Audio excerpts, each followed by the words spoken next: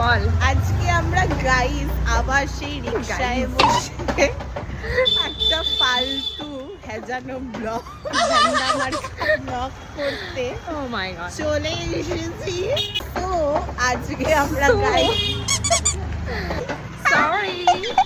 Okay so বলছি যেটা সেটা So করেছো তুই, লোককে ঘুম পাড়িয়ে দিবি। তাও বলছি তুই তো কিছুই বলতে পারছিস না। আমি তো বলতে পারি না, আমি খুব ক্যামেরা শাই। বাবা, তাও ক্যামেরা করে বসে আছিস। হ্যাঁ, সেজন্য তোর দিকে ঘুরিয়ে রেখেছি ম্যাক্সিমাম ঠিক আছে, টাইম। আমার দিকে ঘুরিয়ে যখন আমাকেই তুই লাইটে রাখছিস, এই তো যে- সেই ক্যাফেটা।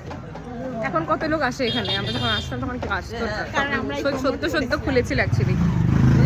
আমরা প্রমোট করে দিয়েছিলাম, তারপর থেকে এখানে হ্যাঁ, আমরা তো বিশাল বড় বড় ক্রিয়েটার তাই।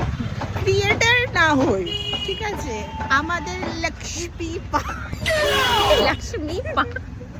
তুই আমার মুখটা খুব বাজে নিচ্ছিস। আমাদের লক্ষ্মী পা নিয়ে আমরা যে দোকানে যাই, সেই দোকানে আমি সোজা হয়ে বসতে পারছি না। আচ্ছা তোমরা প্লিজ কিছু মনে করো না যে কেন এত এটা শেকিং হচ্ছে। কারণ বাবা শেকিং